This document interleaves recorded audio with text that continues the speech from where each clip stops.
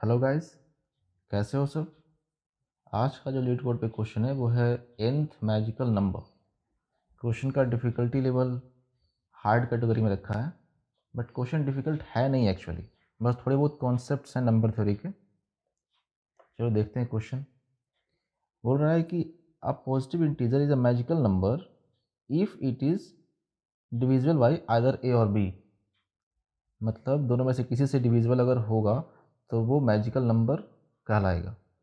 हमें 3 integers given है n, a and b, और हमें nth मैजिकल नंबर फाइंड करना है और आंसर बहुत बड़ा हो सकता है, इसलिए हमें मॉडुलो करना है 10⁻9 + 7 से। चलो ठीक है, जैसे n1 है, a2 है, b3 है। तो जैसे a2 है और b3 है, तो अगर फर्स्ट नंबर जो दोनों में से किसी से डिविजिबल होगा, फर्स्ट नंबर जो दोनों में से किसी से डिविजिबल होगा वो तो 2 ही होगा ना, इसलिए वो 2 रिटर्न कर दिया है। यहाँ पे देखो n4 है, a2 है, b3 है, ठीक है। तो 2 है एंड 3 है। तो अगर ऑर्डर देखें, n4 है, पहला नंबर जो दोनों में से किसी एक से डिविजिबल होगा वो मिनिमम नंबर क्या होगा, 2। दूसरा नंबर क्या होगा, 3। तीसरा नंबर क्या होगा, 4। चौथा नंबर क्या होगा, 6। तो आउटपुट डाल दिया 6। समझ रहे हो ना, 1 2 3 4।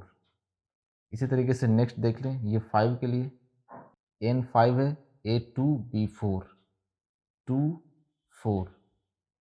तो इस केस में हमें फिफ्थ नंबर निकालना है जो दोनों में से एटलीस्ट किसी एक से डिविजिबल हो। तो 2 4 6 8 10 ये ऑर्डर है। तो देख लो फिफ्थ नंबर क्या है, 1 2 3 4 5, यानी फिफ्थ नंबर 10 है, तो तुम्हें 10 रिटर्न कर देना है। क्वेश्चन समझ में आ चुका होगा अब तक मेरे ख्याल से। चलो फिर भी देखते हैं नेक्स्ट केस। n3 है, a6 है और b4 है, ठीक है। तो हमें थर्ड नंबर निकालना है जो दोनों में से एटलीस्ट किसी एक से डिविजिबल हो। मतलब जो तुम्हारे आंसर्स हैं ना वो असेंडिंग ऑर्डर में जाने चाहिए, इस तरीके से असेंडिंग ऑर्डर में। ये नहीं कि पहले ही 10 कर दो, मतलब स्टार्टिंग से करो और आगे की ओर बढ़ते रहो। जैसे इसमें मिनिमम कौन है, 4, तो 4 से स्टार्ट करेंगे। पहला नंबर 4, दूसरा नंबर 6, तीसरा नंबर 8, चौथा नंबर 12। तो ये देखो थर्ड है, n = थर्ड, तो थर्ड नंबर कौन सा है, 8। तो हम यहाँ भी 8 रिटर्न कर दिए। यहाँ तक क्लियर होगा। ये देखो क्वेश्चन में n, a और b गिवन है और int रिटर्न करना है, ठीक है। और कुछ खास है नहीं क्वेश्चन। चलो सॉल्व करते हैं। ये टेस्ट केस तुम्हारे क्वेश्चन में गिवन है, n है 4, a2 b3, मतलब हमें फोर्थ नंबर निकालना है जो एटलीस्ट दोनों में से किसी एक से डिविजिबल हो। तो किस ऑर्डर में नंबर जाएगा, 2 3 फिर 4 देन 6।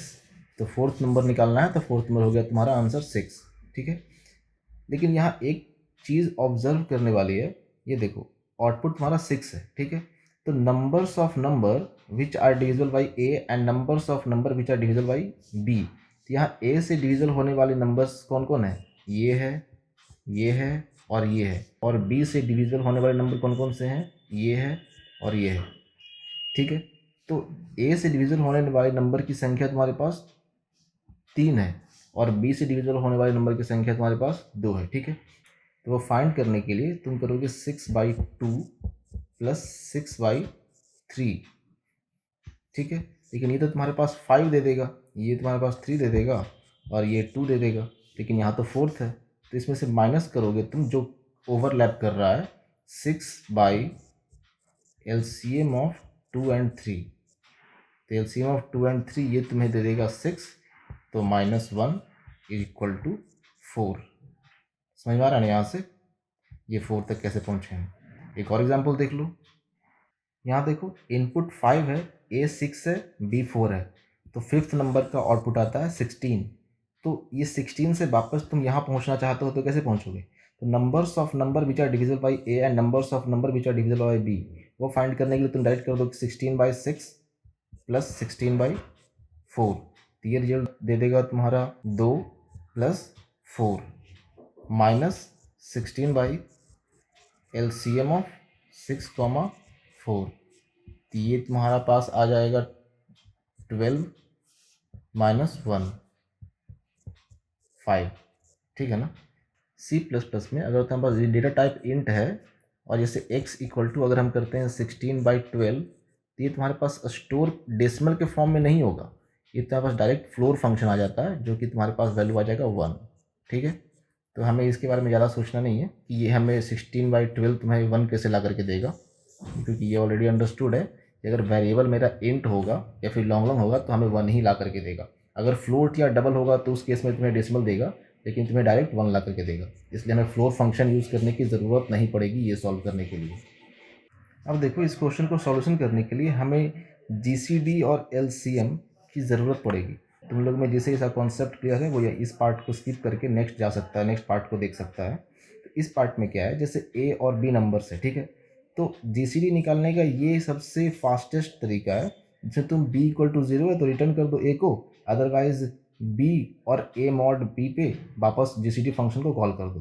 तो और ये रिलेशन तो पता ही होगा ना, A into B is equal to L C M of A comma B into H C F of A comma B.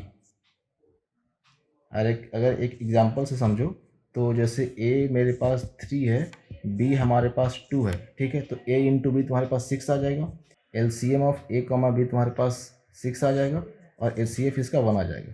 तो देखो इस इक्वेशन को सेटिस्फाई किया ना। एक और एग्जांपल देख लो, जैसे तुम्हारे पास ए है तुम्हारे पास 6, बी है तुम्हारे पास 4, ठीक है। तो 6 into 4 is equal to L C M of A comma B, L C M of A comma B 6,4 का क्या हो जाएगा, 12 हो जाएगा। और एच सी एफ देखोगे तो एच सी एफ हो जाएगा तुम्हारा 6,4 का तुम्हारे पास 2 हो जाएगा। तो यहाँ भी 24 और यहाँ भी 24। तो इस रिलेशन से हम ये कर सकते हैं कि अगर मेरे पास जी सी डी है तो हम direct A into B by G C D of A comma B कर देंगे, तो हमें ये एल सी एम रिटर्न कर देगा, ठीक है। लेकिन इस केस में हम कोई एस टी एल यूज़ नहीं किए हैं। अगर तुम्हारे पास एस टी एल यूज़ करने की लिबर्टी हो इस क्वेश्चन में तो तुम डायरेक्ट ये फंक्शन यूज़ कर सकते हो। ये जो सिंबल है ना वो 2 बार ये अंडरस्कोर है। अगर तुम डायरेक्ट 2 बार अंडरस्कोर लिख करके जी सी डी ऑफ एक पेयर नंबर्स का डालते हो इसमें, तो तुम्हें डायरेक्ट ये इंटीजर रिटर्न कर देगा, ठीक है। तो हम ए कॉमा डी डालें और रिलेशन एज पर relation A into B is equal to L C M of A comma B into H C M of A comma B, ये हमें direct L C M return करके दे देगा। ये एक शॉर्टेस्ट तरीका हो जाएगा, या तो ऐसे करो या तो ऐसे करो, चॉइस इज योर्स। तो ये फाइंड करने के बाद ये देखो नेक्स्ट पार्ट इसका क्या है। ये पार्ट तुम दोनों में कॉमन होगा ये, ठीक है। ऊपर तुम्हें जैसे निकालना है एलसीएम निकालो, हमें एलसीएम से मतलब है। एलसीएम या तो तुम ऐसे निकालो या तो तुम एलसीएम ऐसे निकालो, ये तुम्हारी मर्जी पर डिपेंड करता है, जैसे निकालना है निकालो। अब इस पार्ट पे देखते हैं, ठीक है। Int n A B mod को हम इतना से इनिशलाइज कर दिए क्योंकि एज पर क्वेश्चन जो भी आंसर आता है उसे हमें इतना से मॉड करना है, ठीक है। अब long long left right mid and target, long long के लिए हम टाइप डिफाइन कर दिए, long long equal to L L. Left को 1 से इनिशलाइज किए और राइट को 1E17 से। ये जो नंबर्स है ये लिमिट है लॉन्ग लॉन्ग का,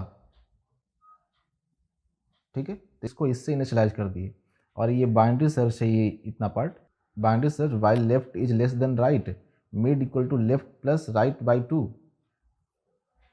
इसे तुम चाहो तो इस तरीके से भी लिख सकते हो, left plus right minus left by 2। अगर इसे हम फर्दर एक्सप्लेन करें तो यहाँ देख लो, इसे लेफ़्ट को एल बोल दिए और plus right minus left by 2। इसे अगर एक्सपैंड करोगे तो left plus right by 2 minus left by 2। तो ये दोनों को सॉल्व करने के बाद हो जाएगा तुम्हारे पास L by 2 plus right by 2। तो ये हो जाएगा left plus right by 2। Same चीज़ है, बस नंबर्स यहाँ पे जो है अगर इस फॉर्म में लिखोगे तो नंबर्स किसी के भी लिमिट को एक्सीड नहीं करेगा। तो तुम्हारे पास 2 ऑप्शन है, या तो तुम ऐसे लिख दो या तो तुम ऐसे लिख दो, ठीक है। उसके बाद टारगेट, जैसे वो इक्वेशन डिस्कस किए थे, mid by A plus mid by B minus mid of LCM of A comma B. अगर तुम्हारा टारगेट एन से छोटा है तो जो तुम्हारा आंसर है वो तुम्हारा राइट साइड होगा, और अगर टारगेट तुम्हारा एन से बड़ा है तो जो तुम्हारा आंसर है वो लेफ्ट साइड होगा। और फाइनली तुम आंसर ये रिटर्न कर दो। ये क्यों, ये तो पता ही होगा। लिमिट एक्सीड ना हो इसलिए, क्योंकि क्वेश्चन में गिवन है answer should be modulus of eight particular number, वही हम इसको इनिशलाइज कर दिए स्टार्टिंग ऑफ द क्वेश्चन से, मॉड को हम उस नंबर से इनिशलाइज कर दिए स्टार्टिंग ऑफ द क्वेश्चन में। चलो ठीक है, थैंक यू, गुड लक।